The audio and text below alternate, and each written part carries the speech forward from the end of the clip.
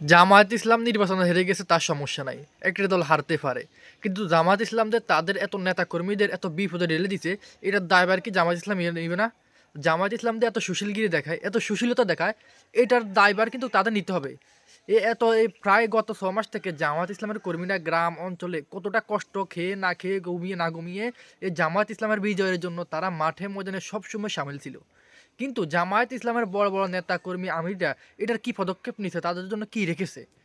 তারা তো সুশীলগিরি দেখা দেন।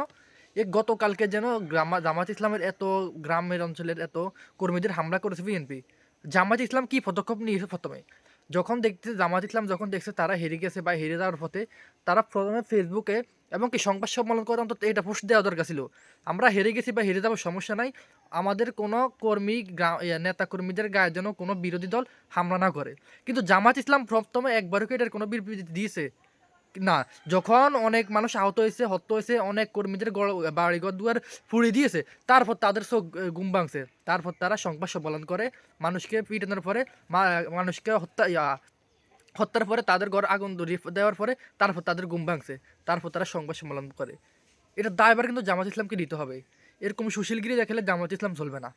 আপনার জামাত বাংলাদেশের ভিতরে জামায়াত ইসলামের অনেকটা আসন ছিল যেখানে জামায়াত ইসলাম পাওয়ার কথা, যদি জামায়াত ইসলাম এরকম আরও গরম হয়ে তারা যদি বলতো না আমাদের আসনগুলো লাগবেই, এগুলো আমরা পাবো, এগুলো ভোট জাল হয়েছে, এগুলো নির্বাচন ইঞ্জিনিয়ার হয়েছে, না তারা বলে নাই, তারা সুশীলের মতো হ্যাঁ আমরা আসি, আমরা যে কয়টা আসনে আমরা গেছি এটা দিয়ে আমরা সুন্দর চলবো।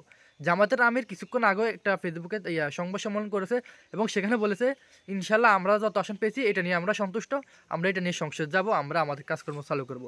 এখন এটা নিয়ে তো জামাত ইসলাম, এখন জামাত ইসলাম হেরে গেছে, আমারও তো আফসোস লাগে না, আমি বাংলাদেশের জামাত ইসলামও করি না, বিএনপি করি না, কিন্তু আমার এতটা আফসোস লাগে না যে জামাত ইসলাম হেরে গেছে, কিন্তু যতটা কষ্ট যতটা খারাপ লাগে, গতকাল রাত জামাত ইসলামের কত শত শত নেতা কর্মীর গায়ে হাত দিছে, অনেক শত শত নেতা কর্মীকে অত্যাচার করেছে, বাড়ি ঘর দুয়ার আগুন ধরে দিছে।